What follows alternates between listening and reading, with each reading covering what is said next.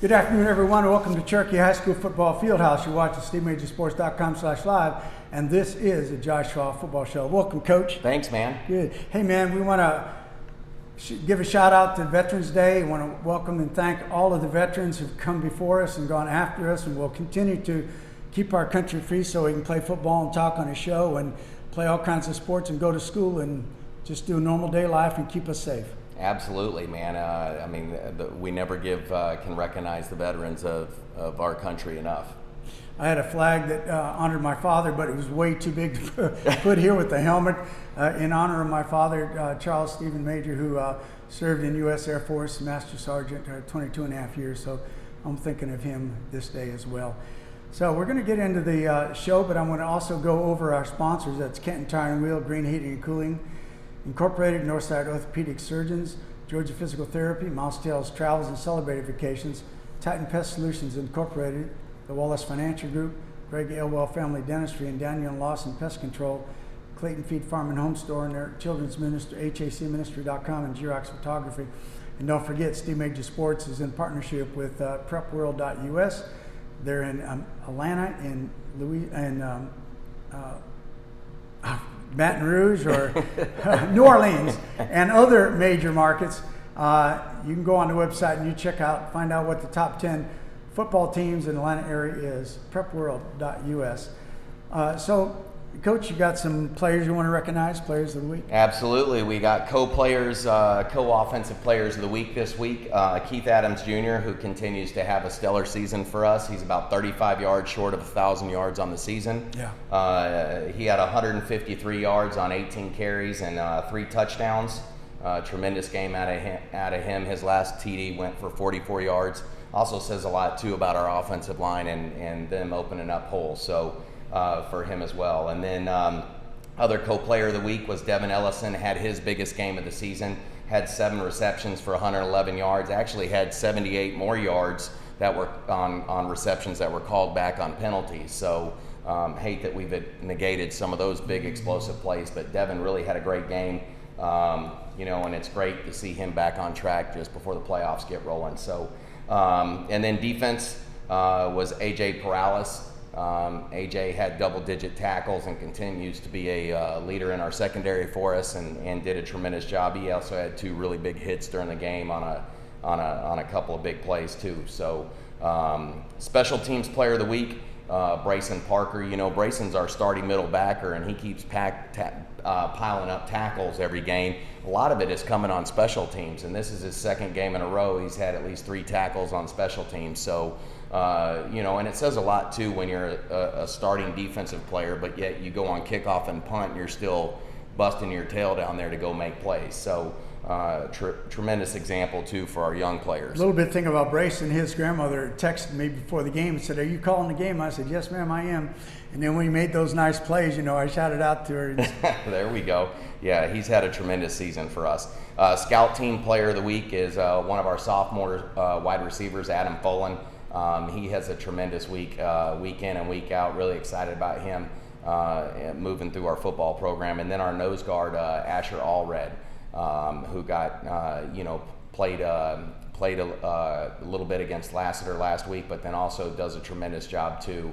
And he's going to probably be one of the D-line guys that we're counting on next year too, as he works to be a junior. So congrats to those scout team players of the week. And then whooping stick winners. Nason Simmons, our left tackle, had a phenomenal game. It was a really close decision between him and the left guard, Justin Blaylock, but Nason won out there. And then defensive line-wise was Zach Caskey, who had a tremendous game as well. So, and Zach takes, Zach doesn't start. He's a rotator on the D-line for us, but he does a tremendous job taking advantage of the opportunities he's given and making plays. So specifically too on passing down. So. But anyways, congrats to those guys. Yeah, congratulations on all those young men who put time into practice and also during the game.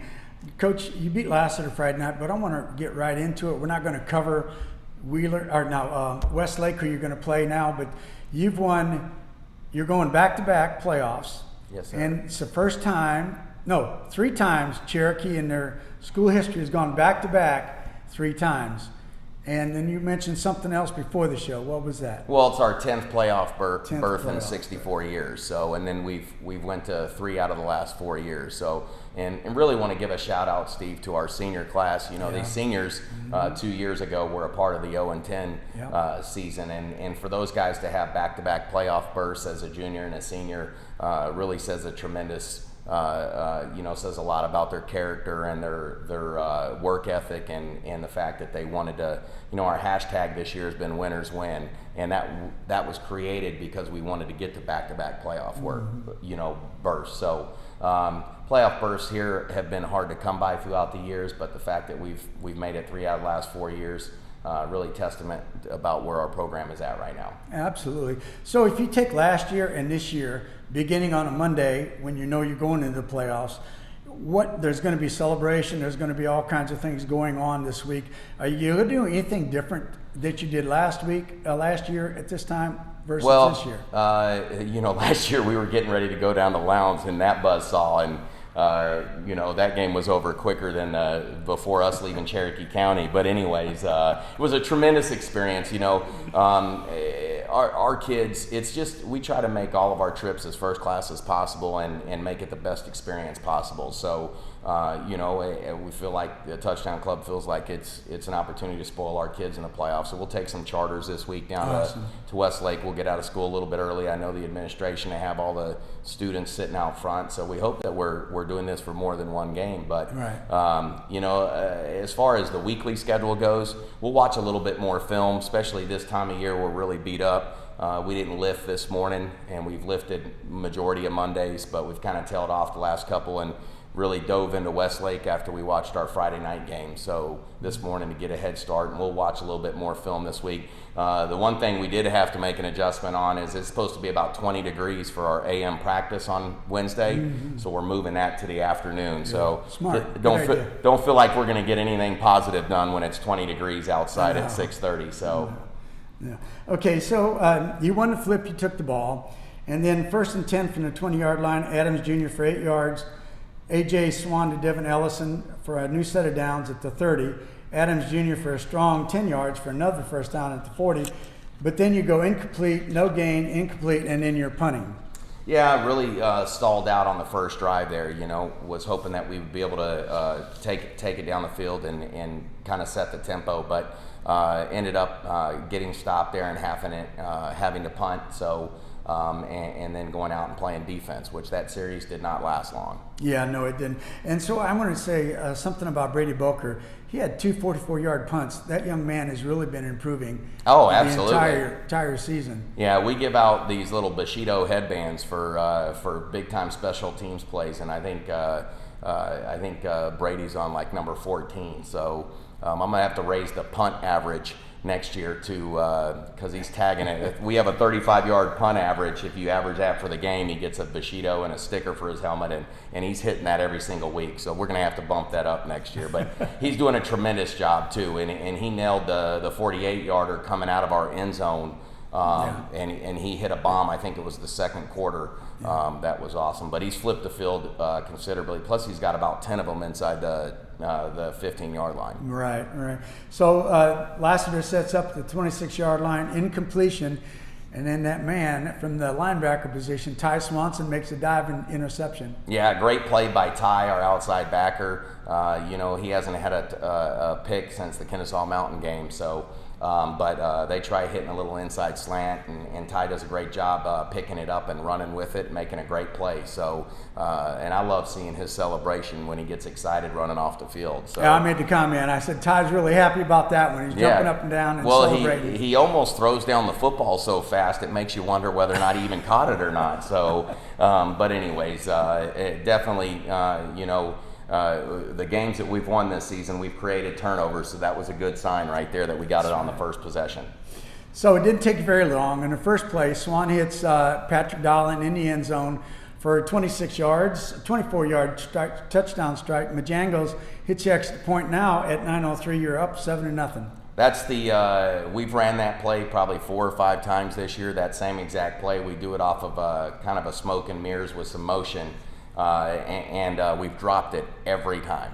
So we dropped it against Cartersville, we missed the throw, then we dropped it against Walton last week, and we finally connected on it. And it was Patrick's first touchdown this season, so tremendous play. He actually was double covered at the time. But let me tell you what, man, AJ Swan right now, these last 2 games, is dropping dimes, especially on his deep balls. Yeah, some of the best that I've seen, and he put that ball right on the money. Mm-hmm. He sure did. Okay, so Lassiter gets the ball, 3 first downs, they're moving the ball on you, but then your defense comes, and then they punt the ball, and it goes into the end zone, so you're setting up at the 20-yard line.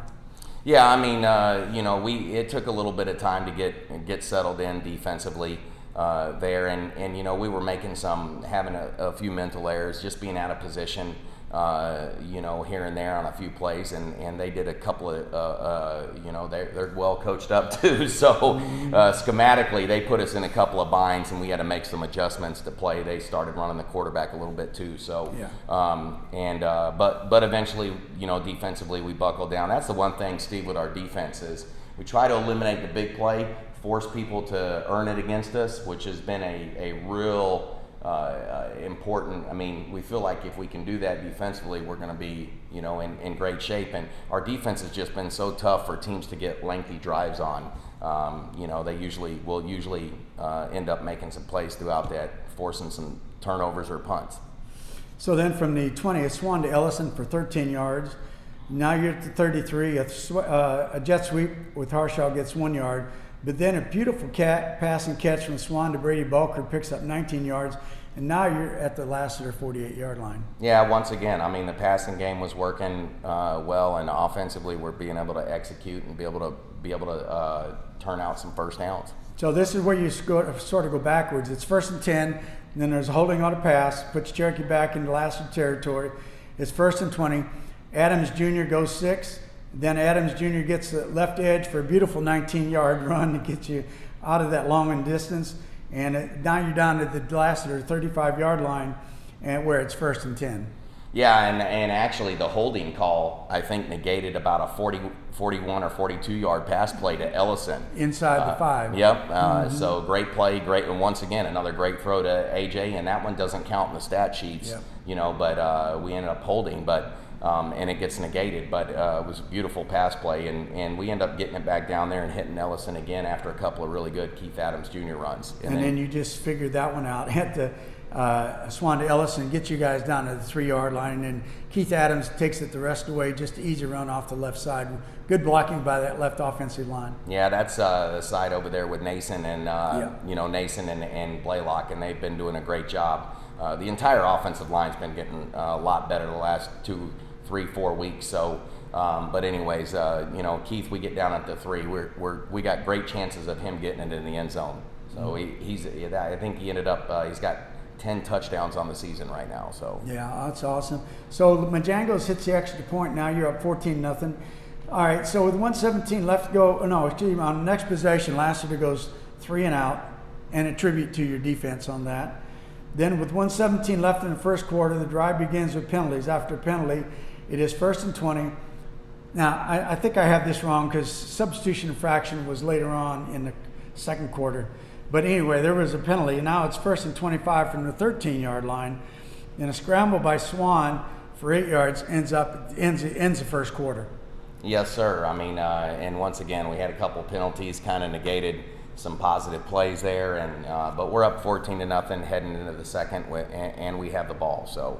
Okay, and this is Brady. It has to end up kicking it, start the fourth quarter, or play or two after the fourth quarter, hits a bomb, and puts you in good defensive field position. Yep, absolutely. So now we get to have our defense go out on the field and see if they can make any plays. So Lassiter starts at their own 44-yard line. There's a false start. Then there's a personal foul on Cherokee on the 3rd and 10 play. Brayson Parker blitzes. There's that name again, and sacks Lynn for a big loss. And then Lassiter punts. But then a scary situation occurs. They punt the ball, and then Cherokee ends up touching it, and they recover it. The officials give the ball to Lassiter, but then they review it and talk it over, and they give the ball back to you because probably there was not a catch interference call on that. Yeah, that's what there ended up being, was kick catch interference. But to be quite honest with you, it was probably a ball we should not have tried to field. Yeah. And to be honest with you, we probably got one given to us there, really? Because it was more along the lines of our returner just kind of stumbled than anyone getting that close to him. It appeared that way, and certainly I was yelling for the flag. But after watching it on film, hey, we'll take it. But it was critical because instead of giving them the ball at the 30-yard line, it allowed us to take over right there. Right. Okay. So you're at the 44-yard line. Adams Jr. for 9 and 5 yards for a new set of downs. Swan to Ellison for a beautiful pass and catch, but it was called back for ineligible receiver downfield. Yeah, that was that was one of those. It's an RPO where we're running it and we throw a little hitch to Devin. Devin makes a guy miss and takes it all the way down inside the 5. But we had one of our linemen downfield, which is, the thing is if the linemen are engaged on a defender, they don't call that penalty. And so, but anyways, it went against us and negated another big play by AJ and Devin. So it's 1st and 15 from the 46. Adams Jr. for 1. Substitution infraction. This is where the substitution infraction occurred. And now it's 2nd and 19. AJ Swan connects Ellison on a great pass and catch. Huge 39-yard play down to the last or 11-yard line. Yeah, we ended up coming back and running, I think it was a stutter play where Devin faked the hitch. We'd hit him on the hitch a couple of times and then turned around and ran a fade. And once again, AJ put the ball over his outside shoulder to the sideline, just a beautiful ball, and Devin makes a tremendous catch. Okay, and then, of course, Keith Adams Jr., he ends this drive with an 11-yard touchdown run. Majangos hits the exit point, 21-0, 6:16 left to go in the half.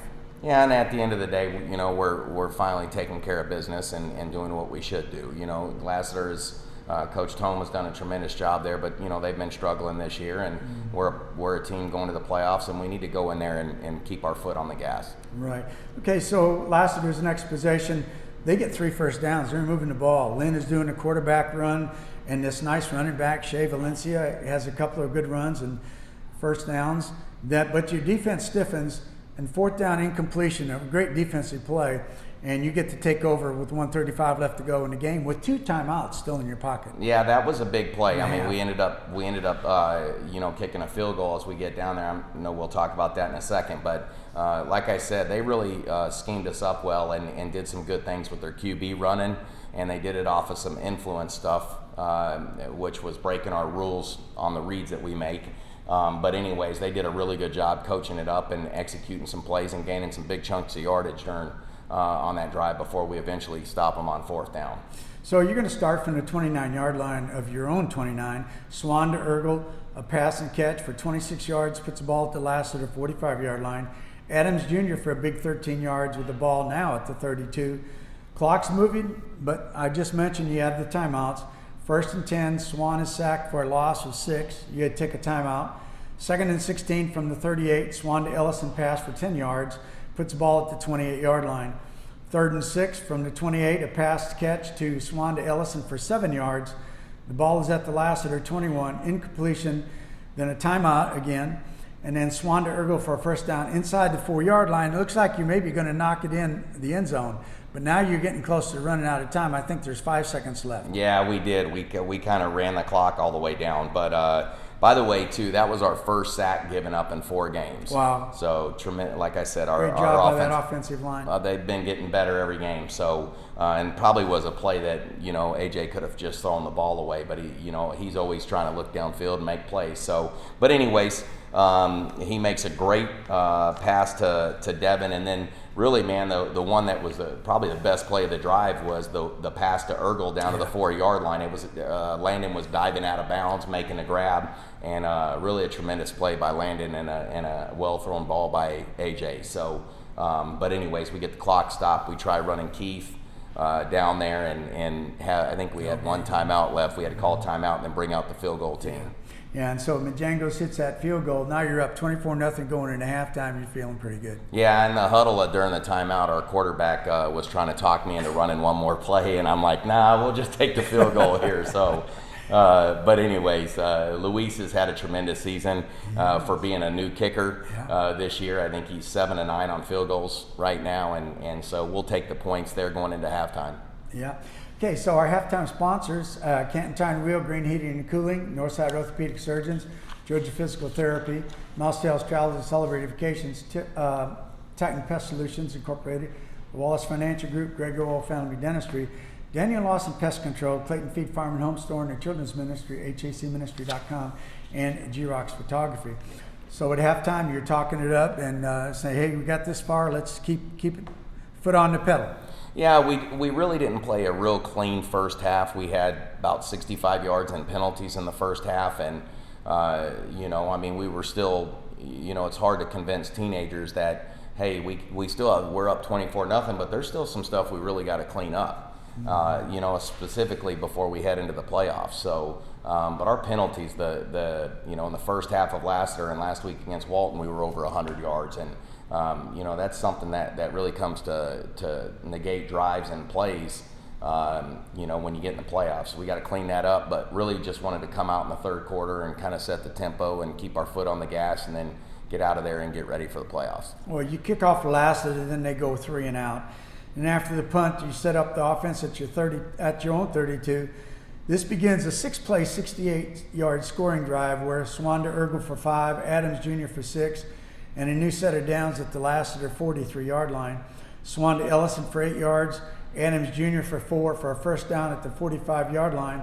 Then his 1st and 10 pass interference was called against Lassiter, and that puts the ball now at the 30-yard line. So you're putting a string of passing and running combinations in there, and they're having a hard time figuring it out. Yeah, and that's when our offense is at their best, when they're able to do a little bit of, both of them. And then once again, we're an RPO-based offense. That's a run-pass option, which means that AJ usually he has the option to either run it, to hand it off, or to throw it, depending upon what the defense gives him. So, and he does a great job. Having AJ make those decisions is like having Coach Pierce out there on the field, and they do a tremendous job. So the pass interference, we try hitting Ergel on a deep pass, and they push him out of bounds, and so we end up settling up for first down.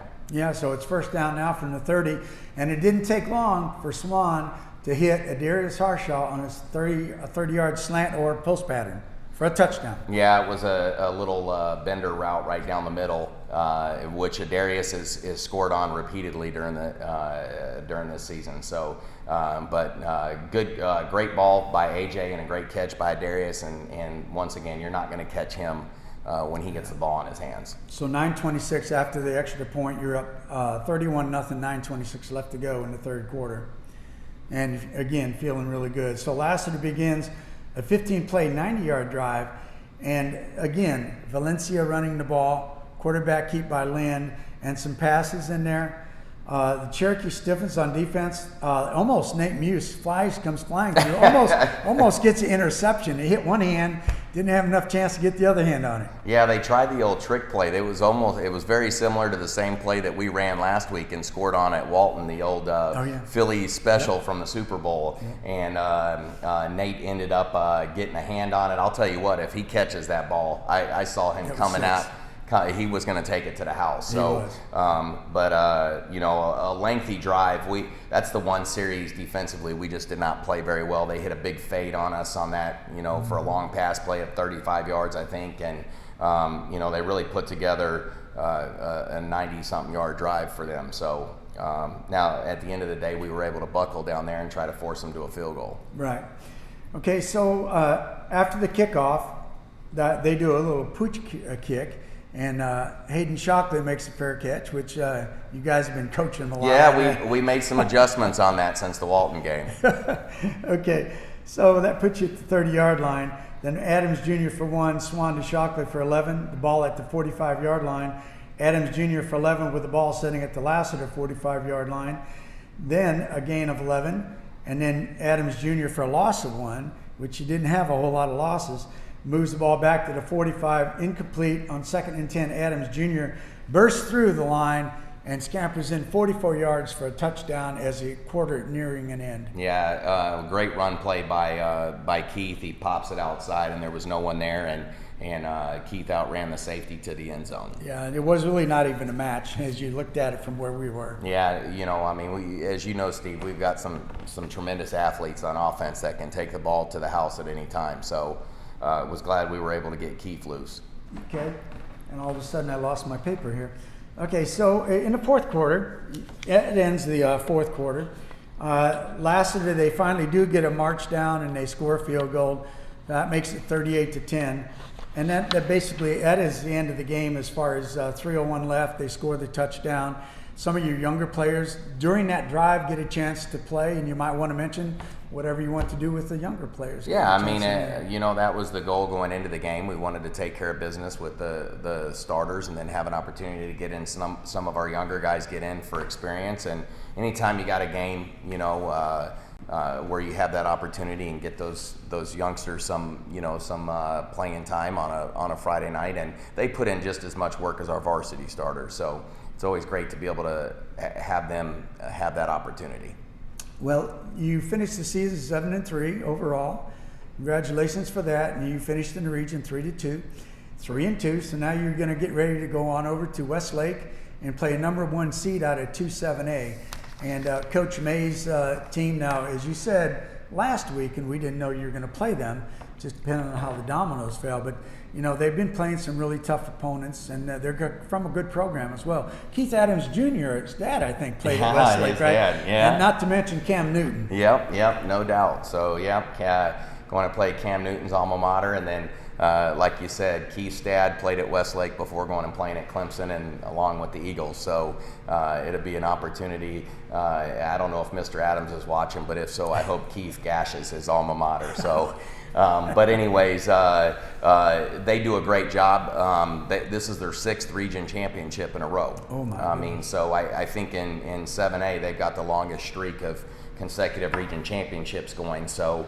It's going to be a tremendous challenge for our football team. They have a tremendous amount of athletes, and they got a quarterback that they rotate a couple of them, but they got a quarterback that can throw the ball 50, 60 yards in the air, and so we're going to have our hands full defending the deep ball, and then offensively, their defense is really good. Their D-line is good. They play man in the secondary, and they're going to really challenge our receivers to be able to get off the ball and be able to get open. So we'll have our hands full. They kind of rotate between a 4-man front, a 3-man front defensively. So like I said, they got some really athletic big guys up front, and then their secondary, they play a lot of man and a lot of cover 3. So, and then offensively, they got a lot of athletes that can just take it the distance in a heartbeat. So we're going to have to play really good, sound football and keep everything in front of us.